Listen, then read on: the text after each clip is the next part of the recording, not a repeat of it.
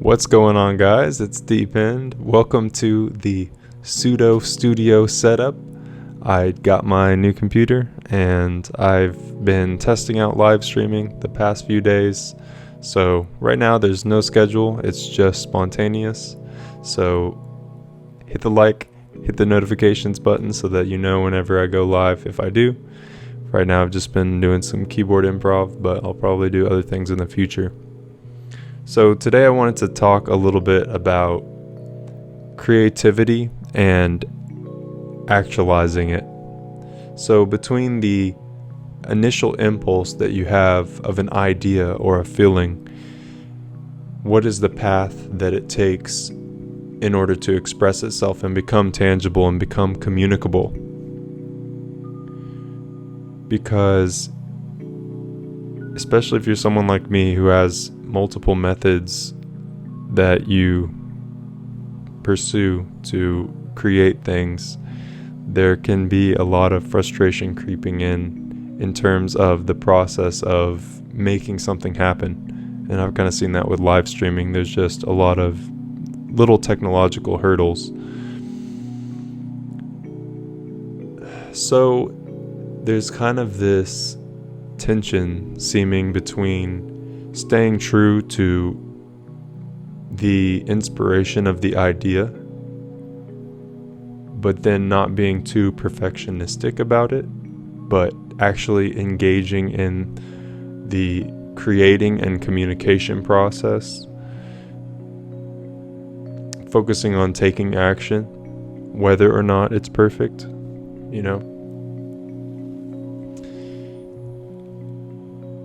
I would say that when bringing something into the physical realm, into something tangible from an idea, there is always a degree of loss of integrity of the original concept.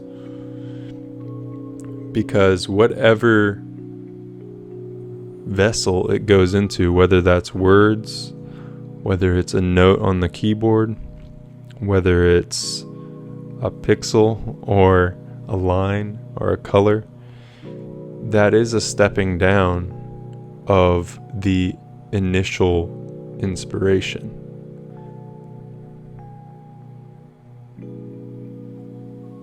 So it's this kind of idea of coming to peace with that stepping down process, which can be difficult for people that are oriented towards metaphysical things, because you feel like you don't really fit here anyways. There can be a lot of frustration that builds up.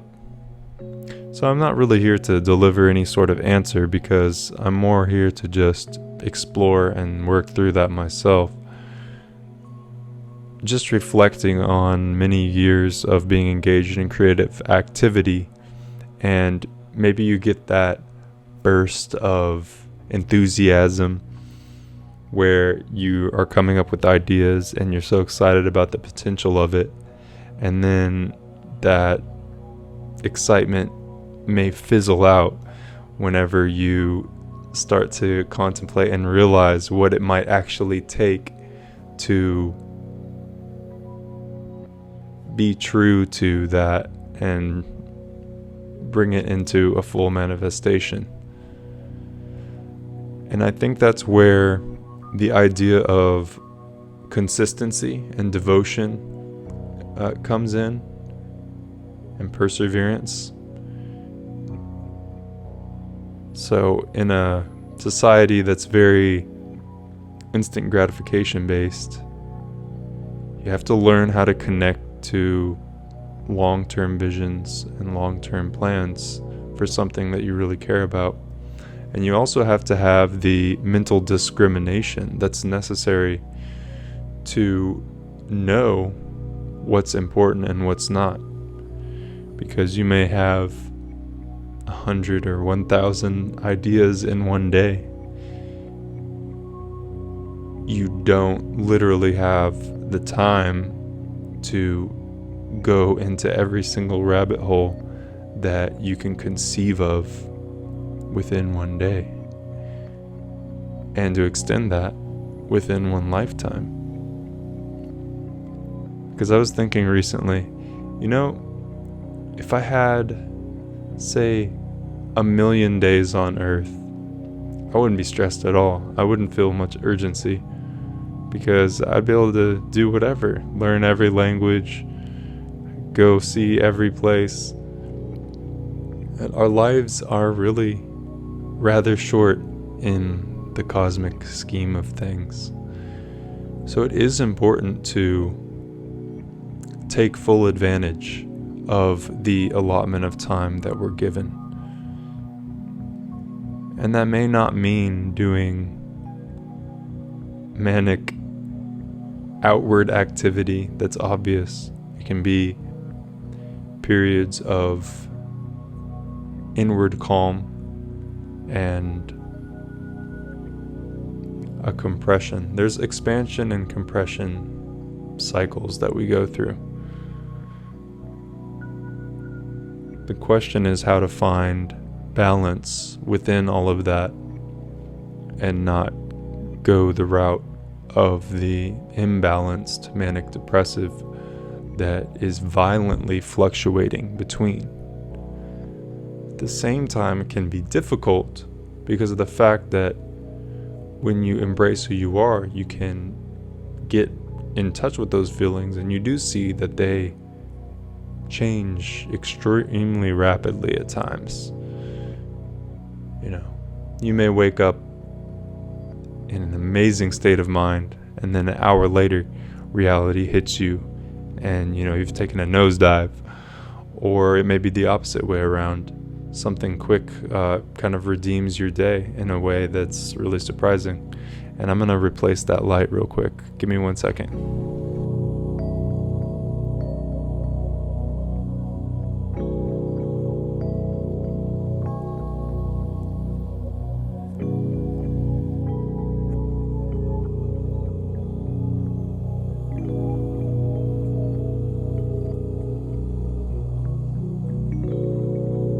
Where was I? Oh yes. The waves, riding the waves, and the fluctuations of sensation, and somehow attempting to stay in a semblance of balance.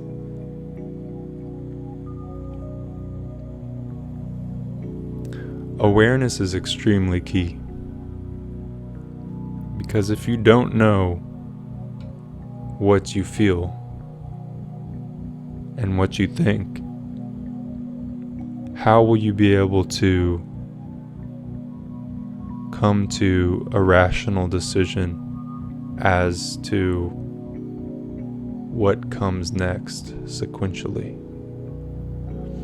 Obviously, there's a great deal of surrender that is necessary to understand what we're here to do, where we're going, and what the purpose of it all is.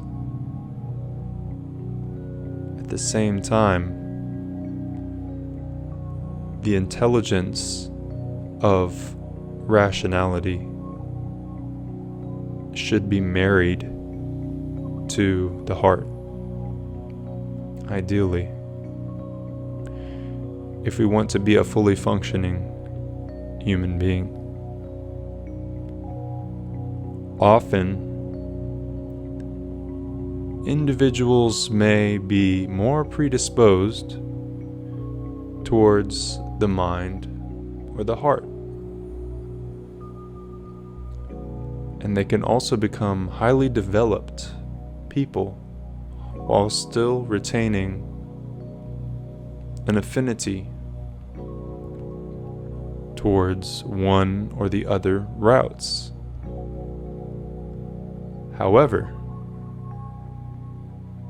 it is still necessary that a complete merging and fusion of the two take place, and that all of the faculties and energetic capabilities of a human being be united towards some common cause, which requires that the minor goals we are pursuing that are necessary, such as taking care of nutritional sustenance, taking care of social needs, taking care of creative needs, taking care of community needs, taking care of the need for truth and meaning. All are united towards something.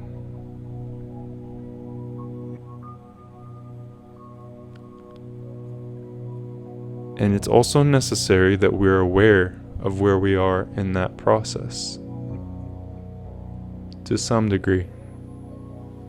And if we're unaware, that we're aware of being unaware.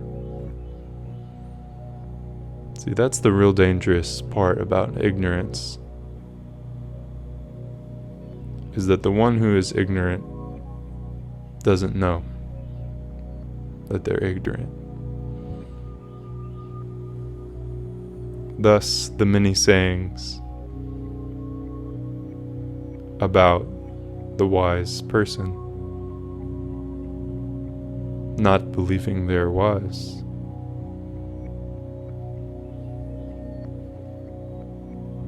The more the awareness grows, the more it is evident how much more is likely possible. So my hope is that we all find the courage to ask for the truth of a situation fearlessly, no matter what,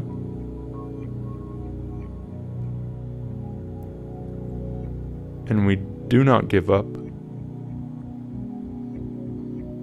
but we will find a way to actualize the dreams and worthy goals that we have for self and community.